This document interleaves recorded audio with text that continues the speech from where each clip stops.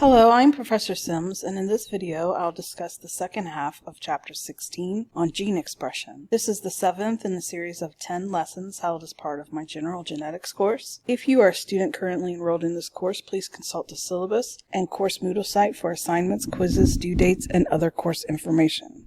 The learning objectives for this unit include discussing the roles of transcription factors in gene regulation, explaining how enhancers and repressors regulate gene expression, understanding RNA splicing, and examining its role in regulating gene expression. We'll talk about eukaryotic gene regulation at the transcriptional, post-transcriptional, translational, post-translational levels, and we'll talk about changes to gene expression at different levels and how they can disrupt the cell cycle and can even cause cancer. And we'll talk about how understanding gene regulation can lead to better cancer drug design. In eukaryotes, gene regulation during transcription is a complex process. The first step involves the requirement of RNA polymerases to initiate transcription. However, to do this, the transcription factors come into play as they are essential for the activation of the RNA polymerases. The transcription factors bind to a specific promoter sequence and then other regulatory DNA sequences on the gene. Once the transcription process is complete, the RNA transcripts undergo further processing before any transcriptional modifications occur. And this intricate system ensures that the process is tightly controlled, allowing cells to respond to various signals and environmental changes. The figure here is just showing how the DNA and RNA polymerase II are interacting to make a new mRNA and ultimately a new protein. So we've seen this before. Remember, the RNA polymerase by itself can't start the transcription process. It needs the transcription factors to get things rolling. There's two types of transcription factors involved.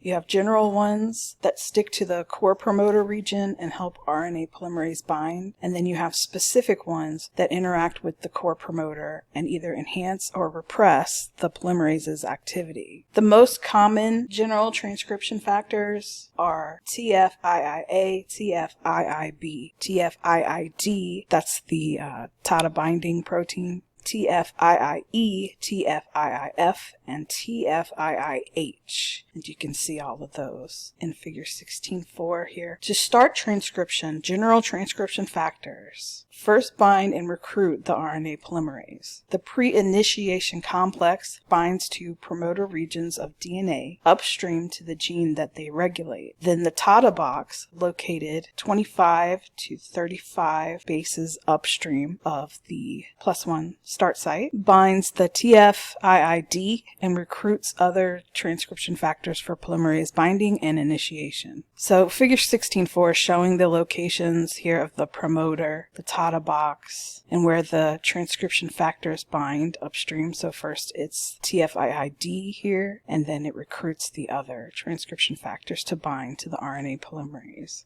Additional binding sites like the CAT box and the CG box can be found within a few hundred base pairs upstream of the start site, and specific transcription factors bind to these sites to regulate transcription as well. There are additional transcription factors that may interact with proteins at the core promoter or promoter proximal elements to enhance or repress polymerase activity as well. As shown here in figure 16.10, once the transcription factors are bound to the TATA box, the RNA polymerase can attach itself to an upstream sequence of the gene. As transcription proceeds, the RNA polymerase undergoes phosphorylation, leading to the release of a part of its protein structure from the DNA. This release allows the RNA polymerase to assume the proper orientation required to carry out the transcription process effectively. Its highly coordinated sequence of events ensures precise and regulated transcription in eukaryotic cells. Some genes have extra binding sites to their promoters called promoter proximal elements, which are located a few hundred base pairs upstream of the transcriptional start site. These elements are regulated by specific transcription factors that can either boost or suppress gene transcription. Again, figure 16.10, we're still looking at that. There are these enhancer regions in some eukaryotic genes here, and they help to increase transcription transcription. The enhancers can be located anywhere, even thousands of nucleotides away from the gene they're enhancing. They have specific binding sequences for transcription factors, and the transcription factors bring the enhancer and promoter regions together by bending the DNA. And that way they can interact with the RNA polymerase and other factors to really boost the transcription process. Also, cells have mechanisms to prevent transcription through the use of repressors, right? So repressors play a critical role in gene regulation because they exert their influence on the transcription process by acting as negative regulators, preventing transcription by binding to specific regions like the promoters or the enhancers. Repressors respond to external stimuli and regulatory signals, enabling cells to adapt to changing environmental conditions. In their function, repressors may compete with activators or interact with other transcription factors, further fine-tuning the process. By halting the assembly of the transcription initiation complex and by blocking RNA polymerase binding, they effectively suppress transcription of target genes. Throughout the course of development and differentiation, the repressors are vital in maintaining proper gene expression patterns. The silencing of genes by repressors can occur in a transient manner where the suppression is just temporary, or it can be stable, leading to long-term regulation of gene activity. Let's watch this short video that helps to illustrate these topics a little better.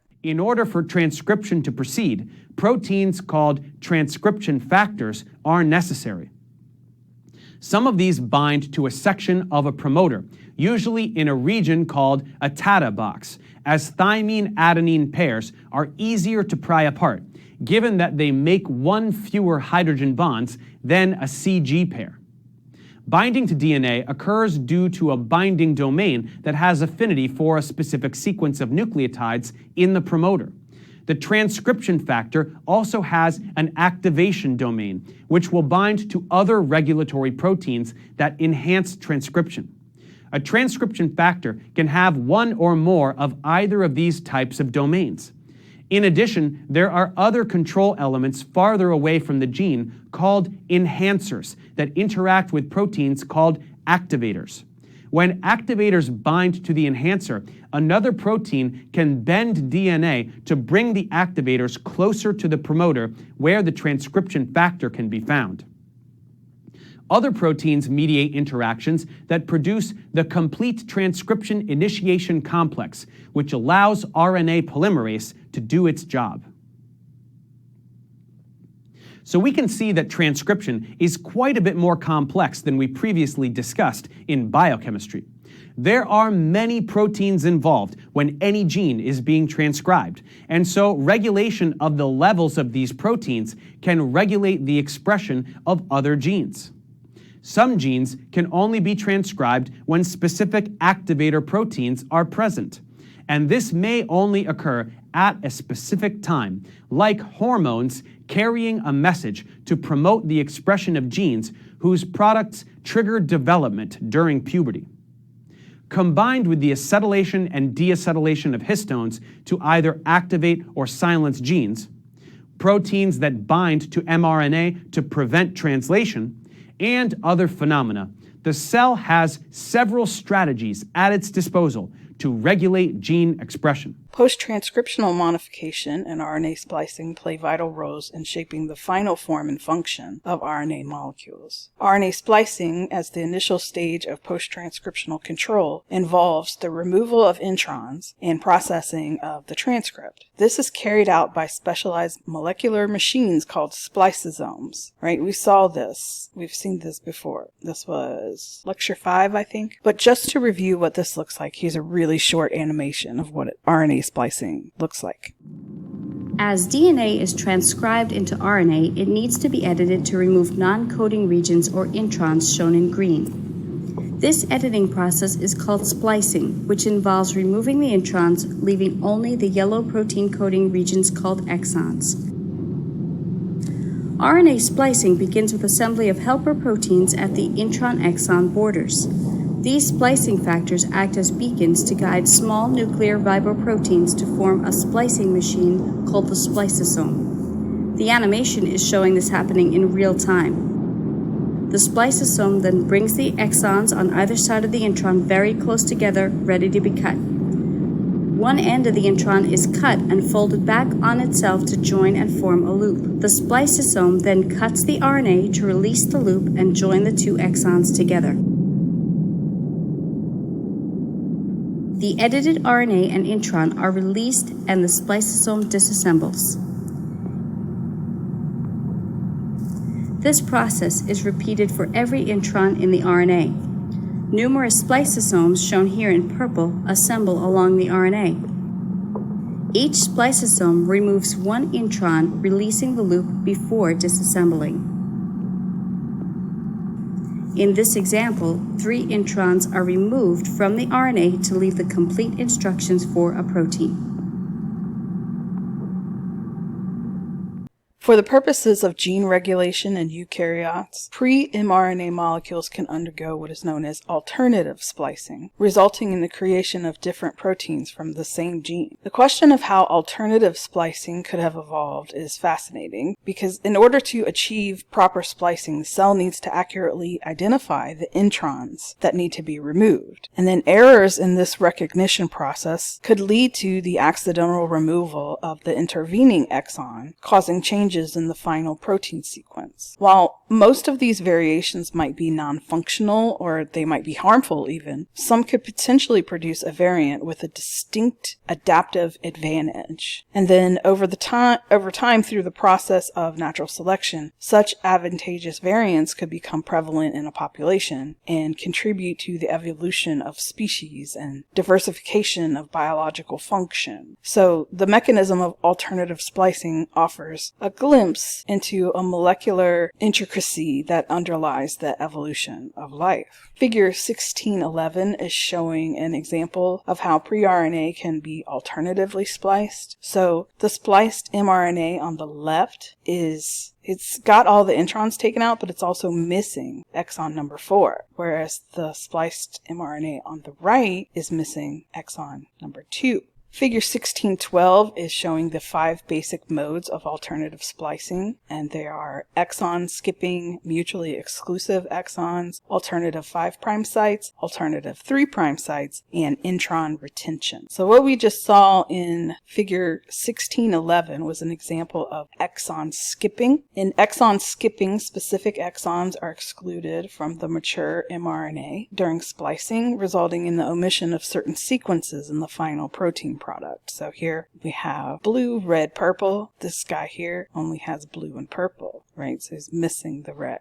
Red got skipped. Certain genes have exons that are mutually exclusive, meaning that one of them is included in the mature mRNA, and the choice of one exon over the other creates different isoforms of the protein. So here we end up with 3 exons in a row. One of them picked the orange one, one of them picked the red one. Multiple 5' splice sites can exist within an intron, and depending on which 5' site is chosen, different exons can be included. So that's this here. Again, the result looks very similar to exon skipping, but it's not that it skipped, it's that it recognized different 5' donor sites. And similar to the 5' splice sites, there can be multiple 3' sites within an intron. So that's how we can get alternative splicing from the 3' acceptor site. And then finally, instead of removing all introns during splicing, one or more of them might be retained in the mRNA, which leads to the incorporation of additional sequences in the translated protein. So here, this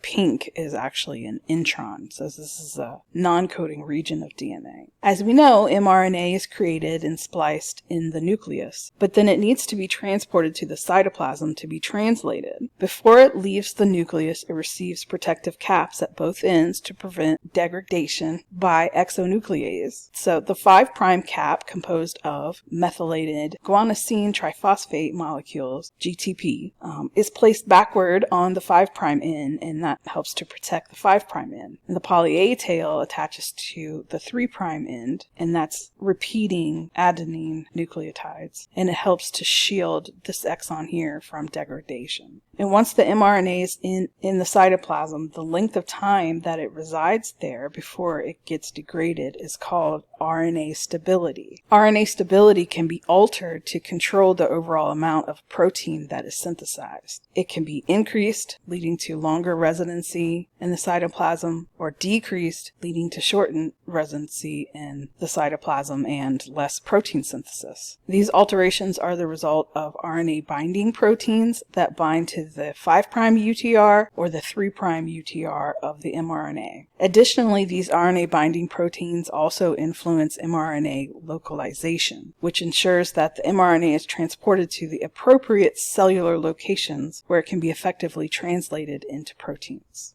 Dicer is an enzyme that processes double-stranded RNA molecules into smaller RNA fragments known as small interfering RNAs or microRNAs. MicroRNAs are a class of small RNA molecules typically consisting of about 21 to 24 nucleotides, and they're associated with a specialized ribonucleoprotein complex called the RNA-induced silencing complex, or RISC for short. Once formed, the RISC miRNA complex binds to specific target mRNA molecules, and through a process known as RNA interference, or RNAi, it can lead to the degradation of the mRNA. In other words, miRNAs can silence or dampen the expression of particular genes, which also fine-tunes overall gene expression within the cell. Here's a nice clip that further explains how microRNAs work to control gene expression.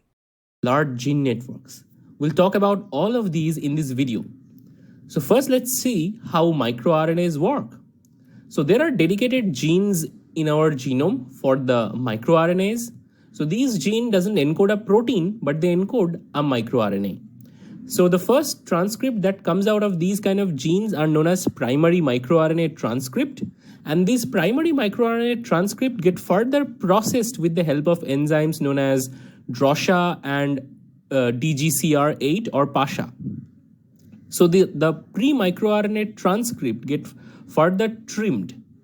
Eventually, this particular pre-microRNA transcript would be moving out of the nucleus with the help of the exportin 5 complex as shown here. Once outside in the cytoplasm, it would be assembled with several other proteins known as dicer. And dicer further chops off this kind of loop structure at the end. And now there are two strands of these microRNA which would eventually be associated with organoid proteins, and it will eventually form the RISC complex or RNAi silencing complex. Only one strand of these microRNA would be loaded into the RNAi silencing complex. It binds to specific region of the mRNA, and most of the cases it leads to degradation of the mRNA.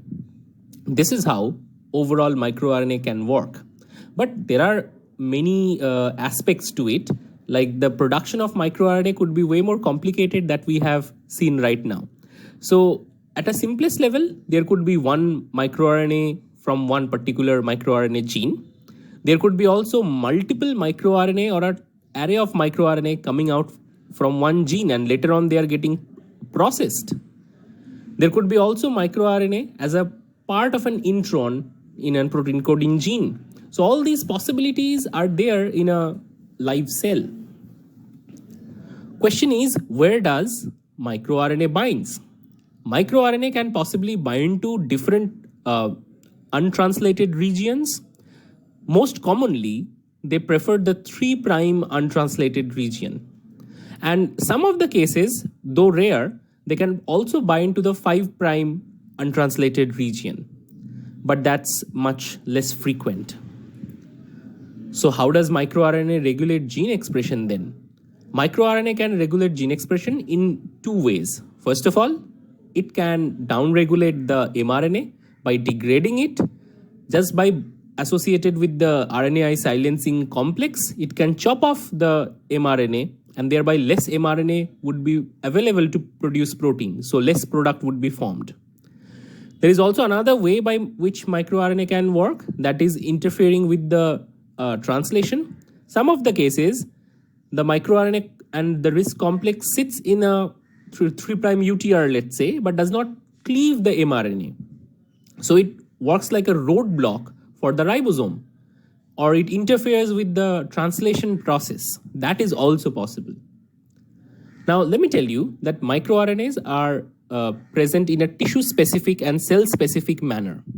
So let's say there are different cell types like epithelial cell. One microRNA might not be present in this cell, but might be present in neuron, and so might not be present in fibroblast again. So there could be specific microRNA which are very cell type specific, but there could be also microRNA which are present in pretty much all the cell types. So depending on these function and availability, microRNA regulate the overall gene regulatory networks in different cell types. So how does that happen? So imagine from a stem cell, we have two alternate possibilities, one epithelial cell, one neuron. Now there are two master regulatory network here shown by master regulator 1 and 2. So these master regulators are transcription factor. And each of these transcription factor regulates one particular gene expression module, and each of these modules actually suppress each other. That's why in the stem cell state, none of the fate is acquired. So one of the module has to dominate over the other module. This is how the system is laid off. And here comes the microRNA. Imagine a microRNA, which is, let's say, microRNA X. This can suppress the master regulator network 2. So as a result, the master regulator transcription factor would be produced less. The gene module 2 would be poorly regulated or downregulated. So now the repression of module 2 over module 1 would be gone, and now module 1 would be the predominant gene expression module mediated by master regulator 1. So it might lead to the fate towards an epithelial cell. So this is how we saw how one possible way by which microRNA can regulate the cell fate choice. We've talked about how genes can be regulated during and after transcription. Now let's look at the translation side. So the process of translation initiation and translation control involves the interaction of various proteins that work together to initiate the translation of mRNA into proteins, forming what is known as the translation initiation complex. One of the key players in this process is the Eukaryotic initiation factor 2, EIF2. It's the first protein to bind and kickstart the formation of the initiation complex. When GTP binds to EIF2, the resulting complex attaches to the 40S ribosomal subunit, which is the cellular machinery responsible for translation. Next, a methionine initiator tRNA, or transfer RNA molecule, comes into play. It carries the first amino acid of the protein chain and is responsible for bringing the mRNA to the EIF2 GTP 40S complex. Binding of the mRNA completes the assembly of the initiation complex, which primes it for translation. As translation proceeds, GTP is converted into GDP, and during this conversion, energy is released, and this fuels the translation process. Once the translation initiation is complete, the phosphate and ribosomal subunit binds to the complex. The phosphate and EIF2 are released from the complex, and then the 60S ribosomal subunit binds to the complex, forming the functional ribosome. With this assembly in place, the actual translation of the mRNA into a polypeptide chain starts. Figure 1614 is showing how gene expression can be controlled by factors that bind to the translation initiation complex. So in this case, this is the ribosomal 40S subunit, EIF2, and phosphate. So when EIF2 is phosphorylated, translation is actually blocked, and then when it is dephosphorylated, translation can begin. Proteins can undergo chemical modifications during translation, such as methylation, phosphorylation, acetylation, and ubiquitination. And then these types of modifications regulate protein activity and longevity, and they can impact their cellular location. Chemical modifications like these are responsive to external stimuli and can influence epigenetic accessibility. So we were talking about, remember last time, epigenetics and the chromatin and histones, all that stuff. So other chemical modifications during translation can affect that as well as mRNA stability, post-translational modifications. Addition of a ubiquitin group. So here we have our protein and we have ubiquitin binding to it. And we have proteasome comes and degrades the protein, right? So addition of a ubiquitin group marks proteins for degradation by the proteasome, offering a means to control gene expression by regulating the longevity of proteins. Let's switch gears and talk about what happens when these processes fail. Right. So cancer is a complex disease characterized by altered gene expression. And it's not just a single condition, but it's a group of many different diseases. At the heart of cancer development lies disruptions in the normal cell cycle, leading to uncontrolled cell growth and division. These abnormalities can arise from various factors that result in the expression of genes not typically active in a particular cell type. The reasons for abnormal gene expression in cancer can be diverse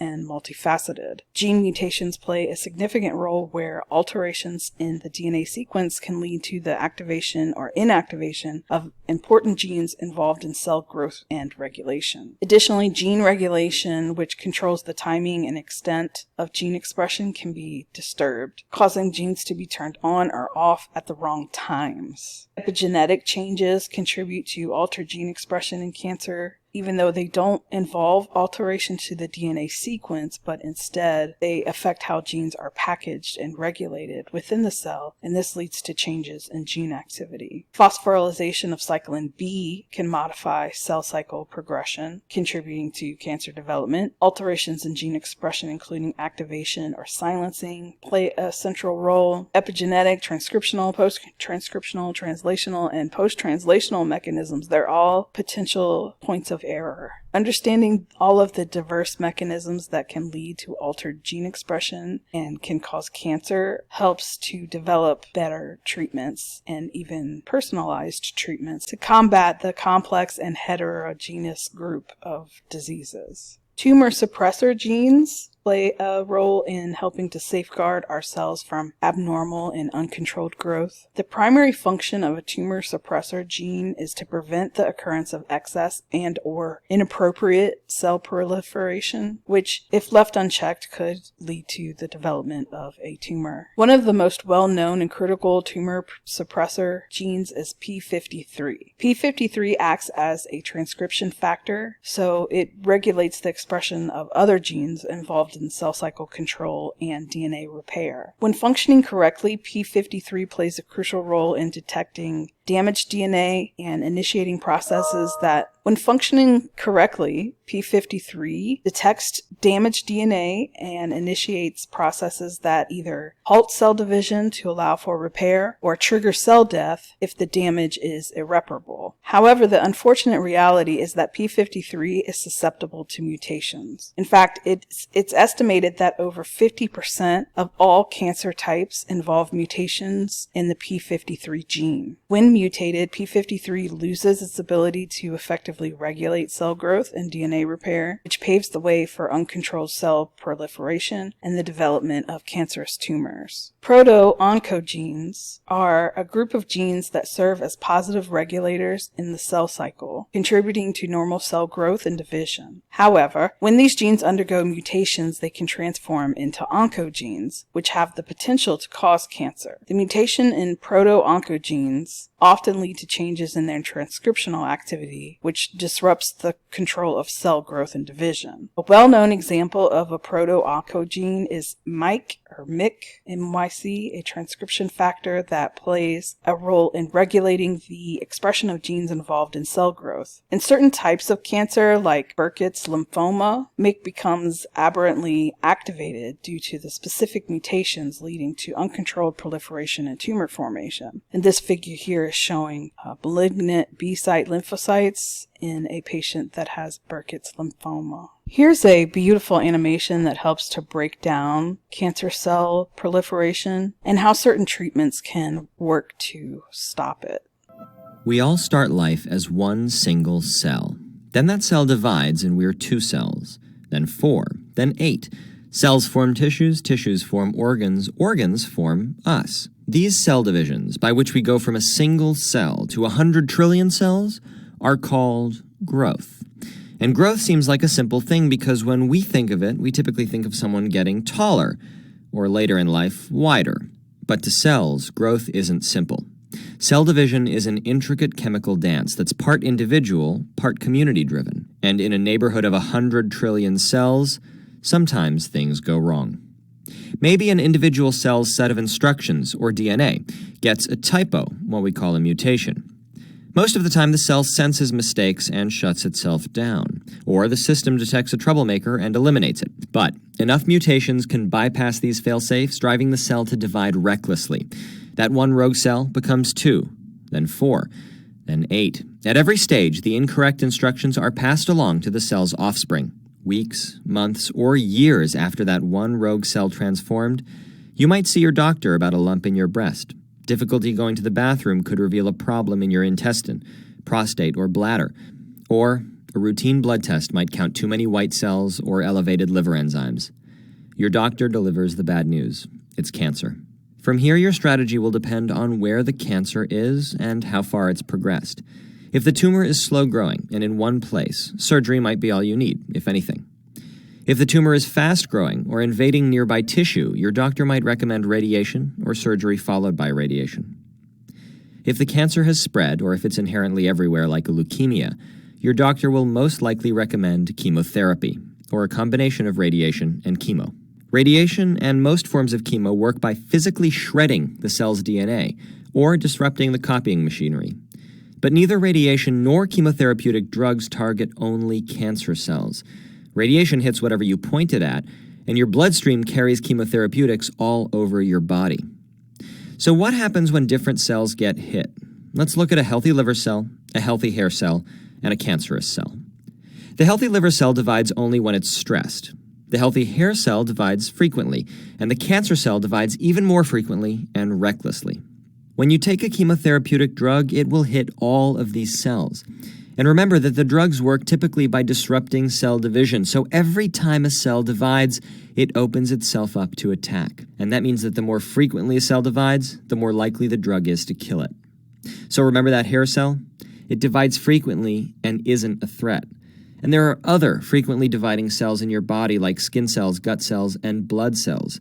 So the list of unpleasant side effects of cancer treatment parallels these tissue types: hair loss, skin rashes, nausea, vomiting, fatigue, weight loss, and pain. That makes sense because these are the cells that get hit the hardest. So in the end, it's all about growth.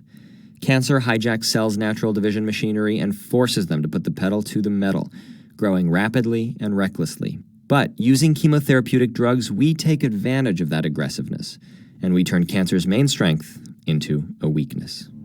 As we saw in the video, current treatments for cancer can harm not only cancer cells but also healthy cells in the body. Currently, researchers are advancing personalized medicine by designing drugs based on individual tumor gene expression profiles. These targeted therapies interfere with specific molecules or proteins involved in cancer cell growth, survival, and spread. The targets vary depending on the cancer type. For instance, some therapies may block proteins promoting cell division or angiogenesis around tumors. They involve analyzing the patient's tumor genetic profile to identify driving mutation or abnormalities. This personalized approach helps choose the most suitable therapy for each patient based on the cancer's unique characteristics. Combining targeted therapies with other treatments like chemotherapy or radiation, immunotherapy can enhance the effectiveness and overall potential outcome for the patient. Regular monitoring during targeted therapy is crucial. Oncologists assess the treatment's progress through tumor markers, scans, and other tests, and use that information to adjust the plan based on the patient's response. However, targeted therapies might not work for all patients or cancers due to tumor complexity and adaptation. Some tumors lack the specific molecular targets needed for these kinds of therapies.